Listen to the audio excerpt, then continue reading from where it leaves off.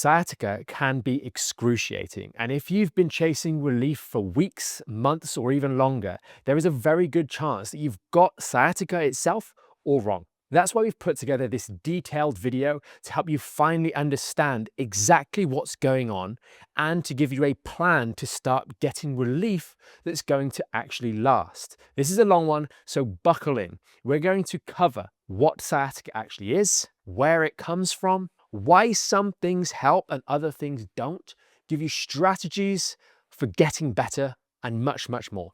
So let's dig in and get started. So what works for sciatica, and more importantly, why? Sciatica is a term that's often used to describe pain that may be extending to various degrees down the leg.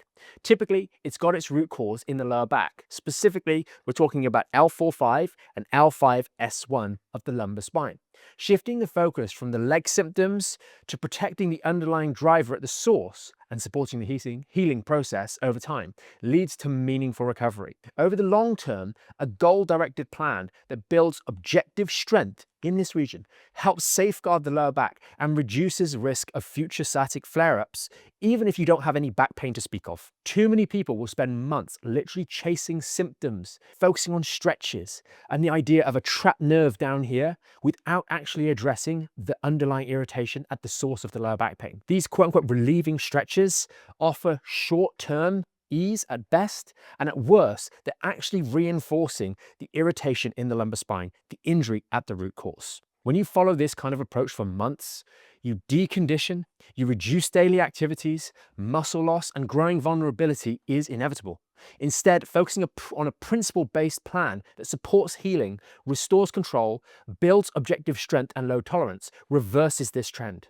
So don't worry if that sounds a little bit vague. We're going to get specific through the rest of this video. But if we had to quickly sum it up, education plus relief-based practices and progressive strengthening lead to better, steadier outcomes than quick, gimmicky fixes that you're going to see all over social media. So what actually is sciatica? Sciatica is often a catch-all label for leg symptoms that trace their origins back to the lumbar spine.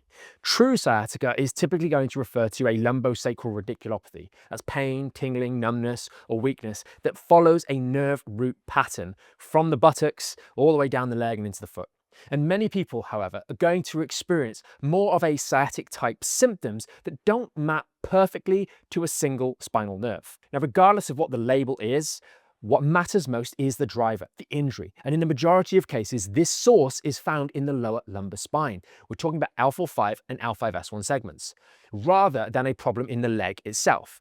For clarity, in this video, we're going to use the broader umbrella focus of sciatica or lower limb symptoms that have their origin in the lumbar spine, because that's what most of you guys are going to have. Now, when we say lumbosacral, this means anything from this section in the lumbar spine, right down the bottom here.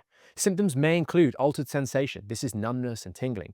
It may be changes in strength and control. They may be felt in the buttocks, the lower back, or down in the leg. It could be burning sensations over the shin, often an L4 pattern, or it could be tingling in the big toe, L5. Hamstring stiffness, glute tenderness and weakness, these are all things that commonly are going to go into the mixture of sciatic type symptoms. Now, symptoms can vary day to day, and they may occasionally switch sides from one to the other, and depending on how bad the back is going to be loaded, this can happen more or less frequently. Now, rapidly alternating or persistent symptoms on both sides, new numbness and weakness, and association with trauma should prompt the clinical review, and we're going to touch briefly on some red flags later on. But if certain back positions, loads, so bending, lifting, leaning, clearly provoke your symptoms in the leg, especially after a particular incident, it is very common for the clinician that you might be seeing to use this umbrella term sciatica. So where does the sciatica come from? Fundamentally, as we'll see in this next section, sciatica only stems from a handful of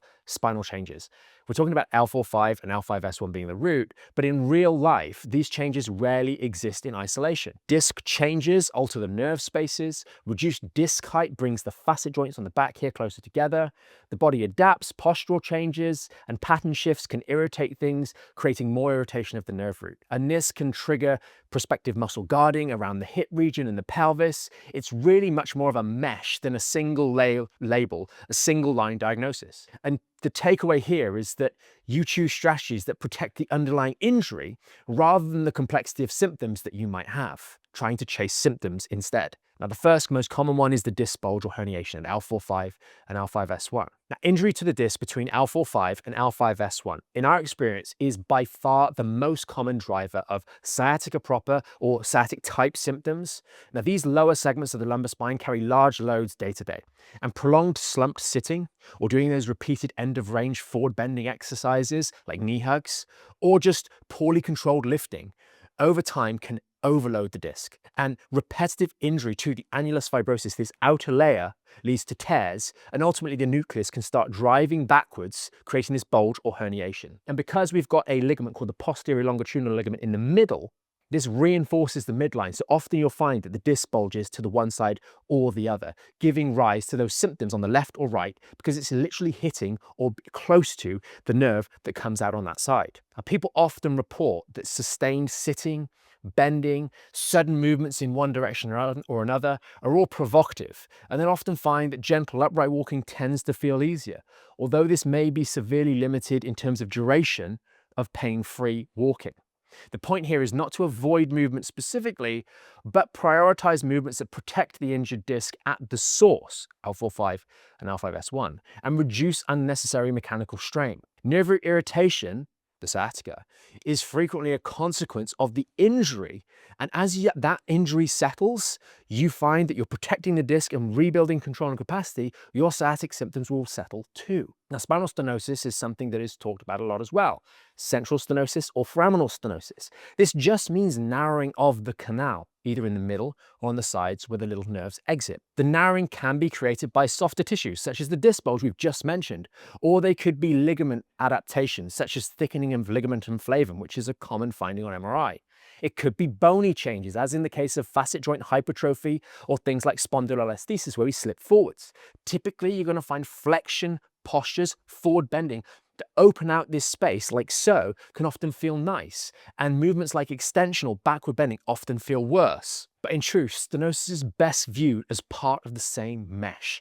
The structure has changed, yes, but the day-to-day symptoms still rise and fall with load management, with movement choice, and with strength. Training in a neutral spine patterns in a hip-dominant mechanic, and this is usually much more helpful in the long term than simply living in a flexed position. It becomes something you just need more and more flexion, and it goes only one way. Now, facet joint hypertrophy is frequently associated with disc injuries. We find when the disc height reduces, the facet joints, these still small joints on the back, they move closer together.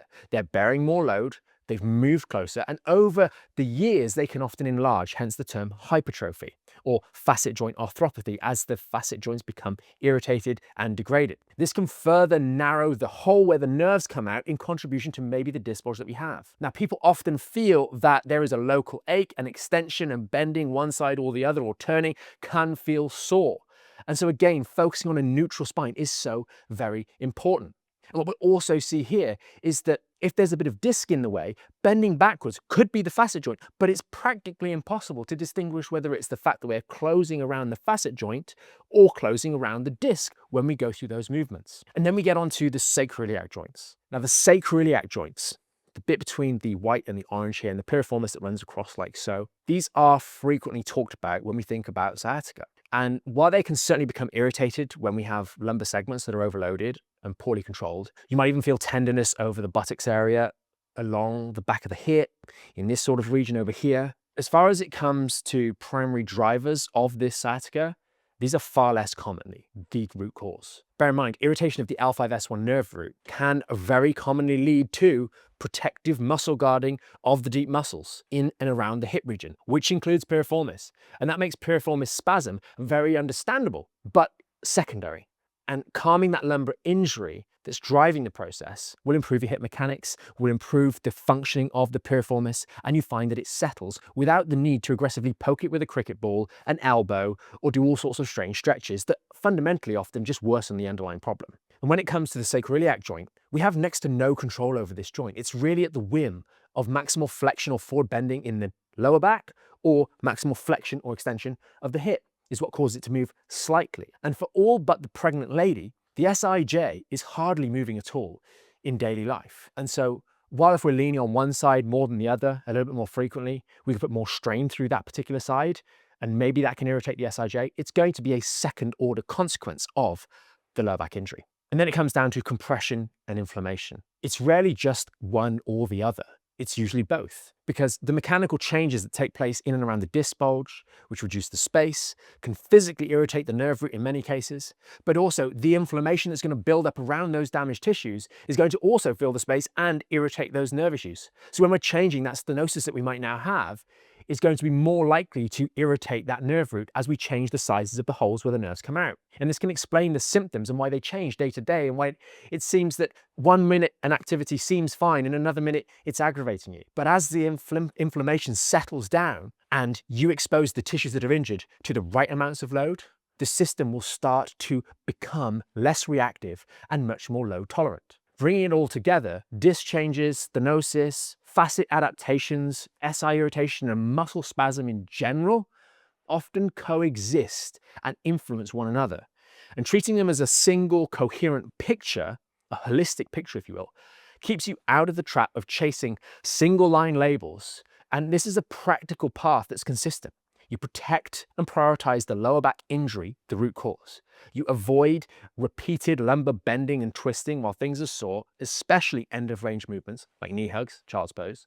You restore the neutral spinal control and build a ability to produce hip dominant movements, building strength in the whole system so that it can bear life's loads without flaring up every moment. And when we work in this way, the labels that you've got matter less and the results tend to last longer. So why do some exercises help and others cause you to flare up or feel like they do? People are often chasing what feels nice right now. And most of those kind of relieving movements are flexion-based moves. They are knee hugs, child's pose, they're rocking the knees left or right, some deep forward bending or forward folds that momentarily ease the sense of pressure in the lower back. They're opening up the space where there's stenosis, maybe there's a bit of disc bulge or herniation, maybe there's a touch of facet joint irritation, but it doesn't mean they're actually helping the injury, they're often making it worse. And our stance is simple. If you protect those injured segments at the root cause first, the nerve root irritation is a consequence of the injury, and it'll tend to settle down when the segment is protected. And with that frame, exercises, stretches, and practices you might do for relief fall into 3 clear categories. Category 1 is movements that feel good and they help the underlying injuries. Now, some of these would be the towel stretch, the towel decompression, where when you're doing it correctly, you're lying over that towel, it's gently unloading the tissues on the back part of the spine, the ligaments that will be under strain from sitting all day, the muscles that are pulled apart all day as you're slouching, and specifically the disc. It's taking load off that disc, taking pressure off the injured segment, supporting the natural lumbar lordosis rather than collapsing it. And it's pleasant and it's principled. It's also worth saying a sizable group of members, often around about half of them in our experience, find that the towel work is a little bit uncomfortable to start with. And that doesn't mean it's wrong, considering just how many times and how long you've spent rounding your lower back over each and every day.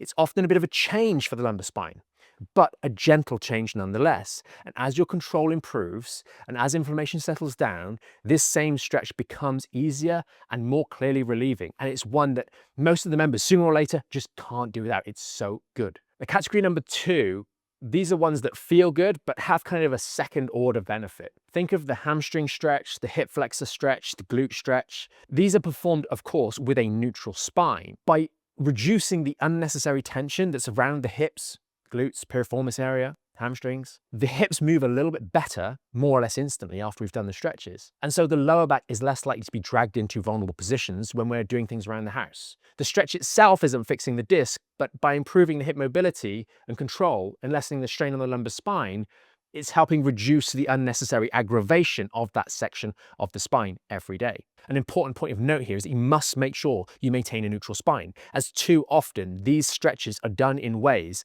that actually aren't as effective from a stretching point of view and unnecessarily involve the lumbar spine. Now, category number 3 is the important one to avoid. You might have fallen into the trap of doing this. These are ones that feel nice in the moment, but make the problem worse. These are the quick fixes you'll see everywhere across social media. They often feel really nice because you're getting into funny positions that we discussed earlier on.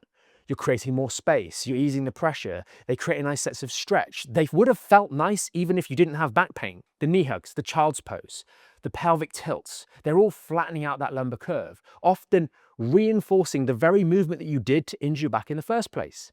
The deep piriformis stretches where you're pulling the knee across and collapsing the lower back. Heavy foam rolling or using a cricket ball to dig into those glutes while curled up in a funny, awkward position on the floor. All of these positions have the same thing in common over and over again. They're chasing these symptoms and, who cares about the lower back? And these might feel nice in the moment, but they don't support the healing in the underlying region that we've talked about many times already. Many will find themselves doing these kind of stretches for weeks, months, or even years, wondering when it's going to actually fix it. Now, there is a big difference between relief versus rehabilitation, and they have different jobs and they work over different timeframes. Relief-based practices, the three categories that we've just covered, are easing the symptoms, they're managing irritability, whereas rehabilitation exercises are different. This is where you are actually rebuilding strength and resilience into your lower back so you can actually handle life again. Expectation is really important. You don't have to feel instantly better after a single session of rehabilitation. That's not how progressive loading works. In fact, when you're new to learning your exercises for the very first time, even with the right guidance and good patterns, using tutorial videos and coaching, it's very normal to make small errors, and that can irritate things a little bit. And that doesn't mean it's damage, but it does mean it's part of the process, and it's often a wake-up call, a really good test to realize, gosh, I'm actually really not very good at these exercises. Think after weeks and months, not minutes and hours, for the rehab to pay off. You have to do it, you have to put in the work for it to give you the results. Relief work, on the other hand, can give you those minutes or moment-to-moment changes, contrast bathing done well, some good hamstring stretching, the towel or bed decompression. But these usually are short-lived because we're not building anything over time. And so you marry them really nicely with the rehabilitation strategies, as we'll talk about later. Strength work is fundamentally building capacity over time. You judge it by steadier functional improvements that are demonstrated within the workouts, and you will notice fewer flare-ups as time goes on. And quite often, you'll be out with someone, a friend, a family member, and they will tell you that you're not complaining about that sciatica as much, or you've been sat down for a little bit longer and you haven't had to get up and move around. You're doing better. And that's when you'll first realize, gosh, maybe I am. The vast majority of cases are not more sinister causes of sciatica. They're incredibly rare. Most people will never encounter any of these red flag emergency symptoms, and you don't need to go looking for these or fixate on them. Just be aware of them. If you or someone that you know is unlucky enough to experience these, it's all the better for you at least being aware of them so you can point them out and prompt them to go and get some more immediate attention. And this includes things like cauda equina syndromes, that's saddle anesthesia, shooting pain down both legs, especially secondary to a significant trauma. Like if you just fell off a ladder and you've got shooting pain down the legs, go straight to A&E. If you've got loss of bladder and bowel control as well, these are those red flag signs that you need to get checked out in short order and get cleared. But again, just to reiterate, those are incredibly rare. This section sets up the next parts of the guide. To make real progress, you'll work on 3 fronts. Each one has a different job and a different kind of timeline. And we always protect the injured segment first, typically, as we've discussed, to a blue in the face, L4-5 and L5-S1, the lower lumbar spine.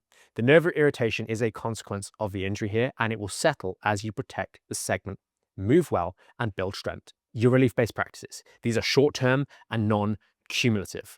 This gives the injury the breathing space. Think of it like coming up for air. It temporarily unloads the structures, unloading the sore tissues so that you can get through the day and keep moving. It's an antidote to daily life. One of the first ones is the towel decompression. We've already touched on this, but it generally unloads the back elements of the spine. It supports a natural lumbar lordosis, and you can do this for 20 seconds to 5 minutes at a time. Obviously, making sure to get in and out of the position carefully to avoid sudden twisting or bending. The bed decompression is another great one. Simply positioning yourself to offload the spine and using the arms to create a pumping effect, going for 5 or 10 gentle pumps. It's important again here to get into and out of the position carefully, because sometimes as we go to get out, we're a little bit vulnerable, so we have to be careful in those scenarios. Now, lower body stretches with a neutral spine, the hamstring stretch, hip flexor, glutes. These are easy ones that release the tension in the hip so we don't drag the lumbar spine into our daily movements. Make sure that you keep the lumbar spine neutral to get more out of these stretches. Typically, we suggest holding them for about 30 seconds. You can do 1 or 2 reps on each leg and making sure we're not allowing movement to leak into the spine. It's often a little bit more challenging than you'd first think. Now, massage guns are great tools here to help manage the symptoms in those muscles without needing to get into funny positions. And so we want to be careful when we're doing these. We're not trying to tenderize a steak, but we are trying to improve the circulation and function of those muscles. And they can often be a great tool, a aggravation-free way of providing relief for feelings of muscle tension. And finally, we've got contrast bathing. Using hot and cold, alternating for 3 to 5 minutes of each, over around about 20 minutes, can really be an absolutely wonderful tool to manage excess inflammation and congestion in and around that lower back where the nerves come out. The key expectation here is that relief work is non-cumulative. It helps now, but today's lives are still putting load on the lower back. As your rehab progresses, relief tends to last a bit longer and longer. So the two work in this kind of positive feedback loop. And if you want a simple routine to follow, check out the back pain relief routine. We've got a link down in the description. It kind of ties it all together and demonstrates everything. The next bit is rehabilitation strategies. These are cumulative and capacity building and where everything really comes together. Rehab is where the change actually sticks. And this is the studious bit. You've got to pay attention. If you already knew how to move and load correctly, we probably wouldn't be here. So first, we want to regain technique correctly, then build load tolerance and strength and resilience, always in a neutral spine, focusing on these kind of hip dominant patterns that we'll talk about a little bit later, and expect that you're going to get some learning aches as you're refining your technique. But with good guidance, the technical improvements will translate into noticeably better day-to-day discomfort within a few days. That's the really cool thing about this. The strength gains that protect you accumulate over a little bit longer. We're talking about weeks and months as you go into the future, continuing to build your progress. Education is all important. It is what stops you in daily life irritating things unnecessarily. Education means understanding the injury, understanding the day-to-day triggers that keep prodding at that sore bit, the desk setup, sitting and standing, driving habits, how you lift and how you use your body every single day. We talk about this a little bit later on lifestyle levers, but the goal is simple. Improve the way in which you use your body every single day based on how you're progressing through the rehabilitation exercises. Because so many of those exercises we use really transfer to the many activities you're doing every single day, such as the squat and getting out of the many different chairs, getting out of the bed and off the toilet seat every day. You do that better, you immediately stop aggravating yourself nearly as much. Putting this all together, use practical relief practices multiple times a day, regularly, to take pressure off the injured tissues. Do your rehab work or strength work once a day, or as it's programmed specifically, depending on where you are, with full attention to form, always. Keep your education interwoven throughout the entire day. Sort out things that you can in your daily life, changing your desk setup, thinking more about how you're getting out of chairs. And that combination is what produces steady weeks with fewer flare-ups and long-term results. So strengthening is actually what is changing things. We often just use the word rehabilitation because it feels less intimidating than saying strength training when someone's got raging sciatica. But the approach is the same. It's one we'd recommend even if you've never been injured. Do things safely and correctly, and then build capacity. In practice, this falls into 3 particular parts that we kind of outlay through the program. So control and technique comes first. Establish the skills for neutral spine, bracing correctly, clean hip movements in a safe, low-risk environment with next to no load. Then we build load tolerance, starting to explore the amount of load we can use while maintaining pristine technique. And finally, we're building strength and integrity. This is about building durable strength into the back and the buttocks region, the hips, so that we can build long-term. We'll walk through each of these particular parts next, always keeping in priority protecting that lumbar injury and avoiding unnecessary aggravation of that area and by extension, our sciatic symptoms. Now, the fundamental exercises we use in the program, there's lots of videos on these, the dead bug, the marching bridge, the squat, the hip hinge, the step up, and more recently we've added in the single leg hip hinge. These are all performed with a neutral spine and should be and can be. And these drills are really effective for self-policing because if you're experiencing any pain, it's a sign you did something wrong. It's a sign you either went too far, didn't control your spine too much, added a little bit of load, and you're maybe being a bit too aggressive with it all. Fundamentally, you will have lost the neutral position of your spine, and that's what's caused this aggravation. You pause, you reduce the demand, you maybe reevaluate, and you always try and meet 2 golden rules when you're doing this. No aggravation and correct choreography. If you want to see a little bit more explanation on why we chose these specific exercises, you can always check out the video linked down below on the Core 5. Now, to break down these things in a little bit more detail, part 1 is controlling the technique. This is getting the skill first. The goal is to practice the fundamental exercises we've just mentioned and find the right version that you can do. Is it a half squat? Is it a full squat? Is it an assisted squat? Is it a partial dead bug? But we've got to make sure we've got no aggravation and we've got correct choreography. This part is about learning to stabilize your spine and control each movement properly. You're establishing solid technique and creating this baseline so we can progress safely, and also realizing where you might go wrong in the future.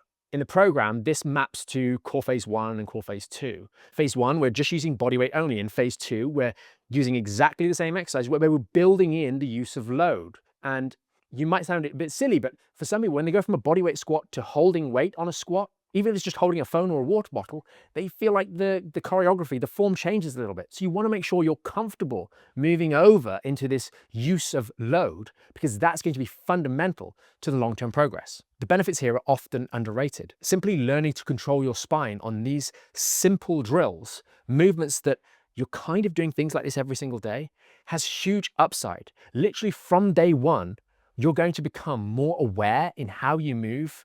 And that's going to have, if you apply it, a positive impact on the other 16 or 17 hours of the day as to how much you're aggravating the injury and how much you're suffering with your sciatica. You're improving your coordination, the timing, the recruitment of the muscle that you do have to protect that lower back more effectively every single day. You've got to always, though, remember the golden rules.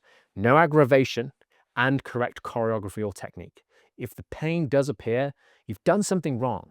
So maybe take a step back, choose an easier version, or just re-engage to see if you just lost a little bit of focus. Scale back, reset, set it up, and try again. The second step is adding in and building load tolerance. This is about making training actually effective, because we do need to change our body. We use the same fundamental exercises we've already discussed, and you're going to keep refining them, building more and more competency with these exercises. You learn the choreography once, and then you continue to apply it gradually as you increase the load. The same small errors from day one can creep in later on as you start to build the load. So you always need to be vigilant at every single step. Now here we're adding external resistance. This might be in the way of bands, dumbbells, kettlebells, later on barbells. If you're at home, you might be using the resistance bands and weighted vests or other household items in the very first instance.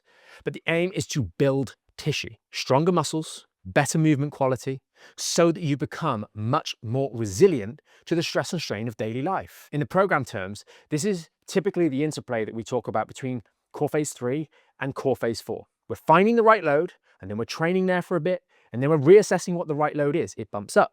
And then we're going through that process and refining it and refining it and refining it as we build objective increases in our back health. And remember, throughout this process, you've got to keep those golden rules in place, front and center, aggravation-free and correct choreography. And you can manage this, as we talk about with members, by recording yourself every time we're doing these exercises, or if we're moving through a more new level of load or strain. You've got to make sure that each and every one of those reps are looking great, that we're not sacrificing technique, rounding our lower back, twisting or losing balance. These are all signs that we've maybe been pushing ourselves a little bit too hard. We often talk about adding one variable at a time. Don't try and increase range at the same time as you're increasing the weight that you're using. Make sure we focus on one thing at a time as we're building up here. This is where much of your long-term progress is going to be made. Steadily building capacity while protecting the injured segment of your lower back and refusing to trade form for slight increases in the weight. Strength and integrity. This is the long-term bit. It's a continuation of phase 3 and phase 4 interplay to make sure that we're making objective progress over the long term. We stay with the same fundamental exercises, and we continue to nudge capacity forwards and forwards and forwards in a controlled way. The two of these exercises that are best are the squat and the hip hinge. They're especially useful because they give you this practical surrogate for the big question that's on everybody's mind: how do I know when my sciatica is healed? And hopefully now you know it's not your sciatica, it's the root cause over there in that lower lumbar spine. And over the months, your ability to hinge and squat with more load, with less aggravation, reflects back as a genuine increase in capacity and a genuine reduction in your sciatic symptoms and the provocation ability of them. Think back to the early stages of your rehab. Even 5 kilos on a squat might have been too heavy, but you fast forward and now you may be working comfortably with 25, 35, 40, 50 kilos or more. The exact numbers don't matter here. What is most important is that you are tracking the progress, and the trend is up. That's what resilience looks like: a steady, methodical increase over the months, years, and decades to come. This is also the kind of point where people are layering in hobbies, sports, other demanding work. They're getting back to real life without abandoning the spine protective principles that have got us here, though. And for most ordinary people, we're not training as powerlifters. Consistent work often leads to being stronger than you have been in the last 10 to 30 years. Sometimes people are the strongest they've ever been. The aim isn't records though. It's just building a strong spine and hips to handle life with plenty of headroom. This section is really about education. It's applying the neutral spine principles to the 16 and 17 hours of the day where you're not actually working out. And when you understand how the spine behaves, you start making hundreds of tiny choices that all contribute to stop re-irritating the underlying injury. Thinking about sitting loads. Studies measuring the intradiscal pressure suggest that sitting can increase the lumbar load by anywhere from 40 to 90% compared with just standing. Especially when you're slouched, this is more towards that upper end.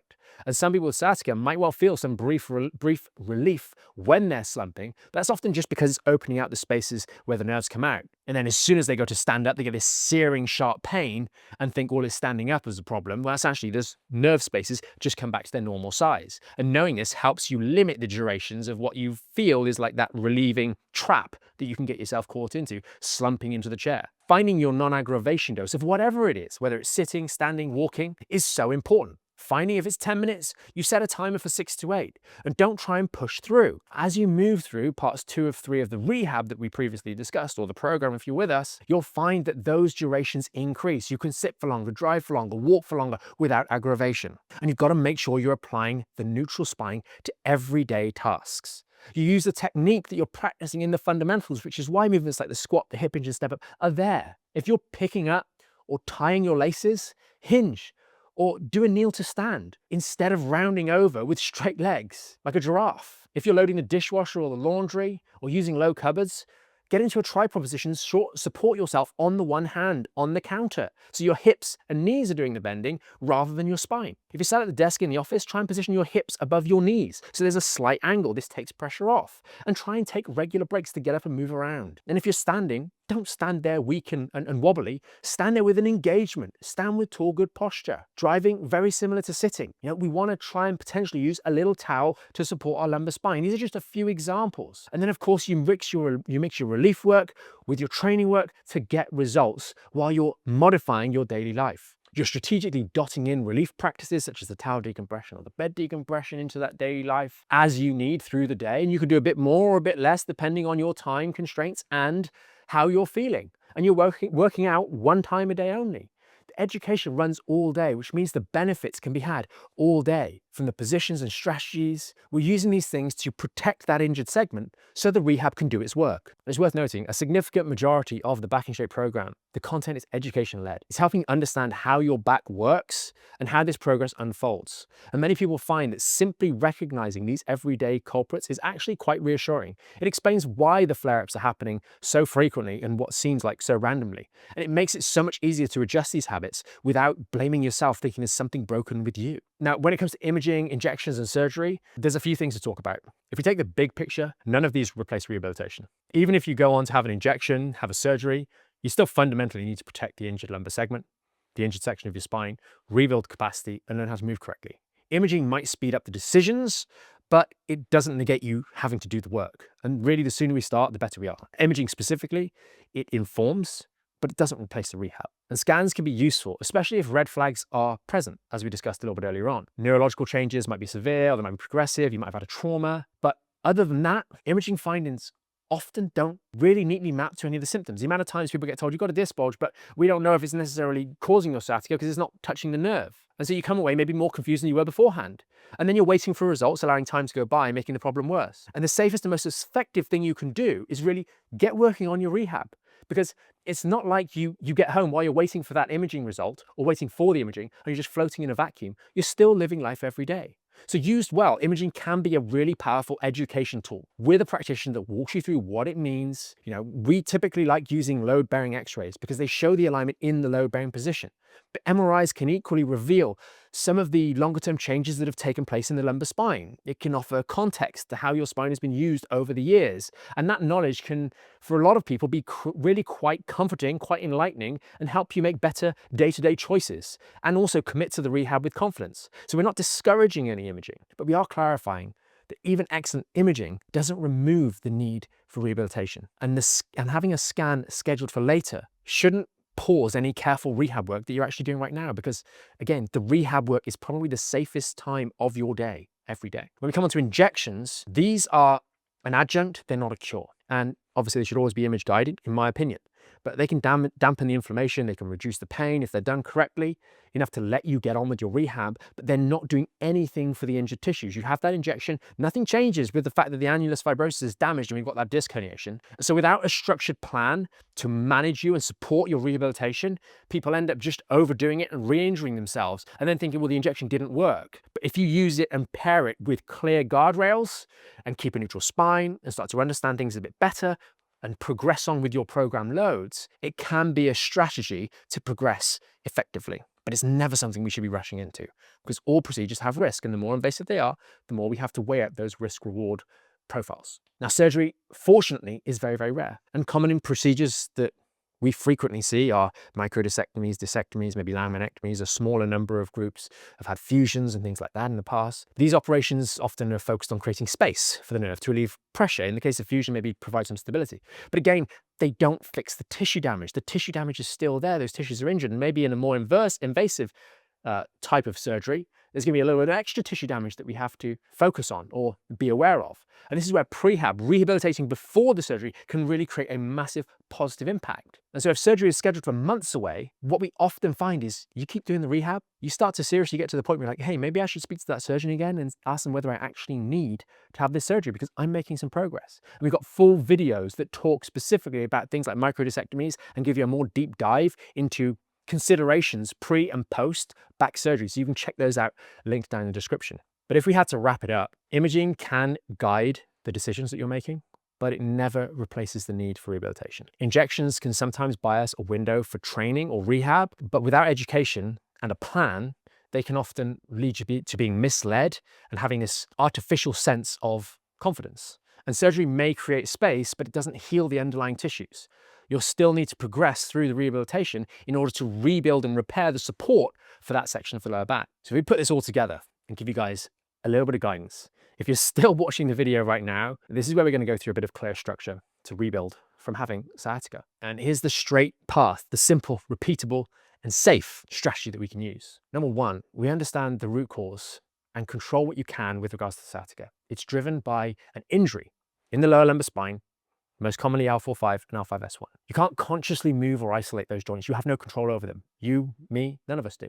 But what you can do is control the section between your rib cage and your pelvis. Leaking motion into this section is going to create irritation, and that's what keeps flaring you up. So keep in mind those golden rules: no aggravation and correct choreography, a neutral spine, and a clean hinging motion. Number two, use relief practices to manage the day. These are non-cumulative, but they give the injury that breathing space while you live your life. The towel decompression and bed decompression, the contrast bathing, great one, as well as some of that gentle lower body stretching with a neutral spine and aggravation free. A little bit of walking here and there, setting non-aggravation dosages. As we mentioned earlier, if 10 minutes is aggravation, you stick to that 6 to 8 minute range. This relieves and eases the symptoms now, but it will start to give you longer lasting benefits as your rehab work progresses. Number three, train the fundamentals daily. This is the rehabilitation. Use the core 5 exercises we talked about: dead bug, marching bridge, hip hinge, step up, single leg hip hinge, all with a neutral spine. Start, as we mentioned earlier on, with the skill, find the right load, and then build strength for the long term to create technical improvements that build into strength improvements, that build into real resilience improvements that really last. And this all serves to reduce how often you're irritating those injuries every single day. Build objective capacity and reintroduce daily life. Progress the smallest possible step, whether it's range, time at attention. Our default is often 5 sets of 10 on the fundamental exercises. The squat and hip hinge act as that practical surrogate for the all-important question of how healed am I? If 5 kilograms once flared you up and now 20 to 50 is performed solid with perfect form, you're genuinely more robust. And as capacity grows, you can layer in your hobbies and work demands back whilst keeping those same principles. Number 5, expectations and timelines. Muscles adapt over weeks and months. Ligaments, the tissues that are injured, annulus fibrosis, etc., these remodel over months. And you may feel better quickly, often you will, once you stop aggravating the area every single day. But true healing and strengthening really takes time, and it takes consistency. So focus more on objective capacity that's measured in your workouts than moment-to-moment pain scores. Track the loads and the ranges, particularly on that squat and hip hinge.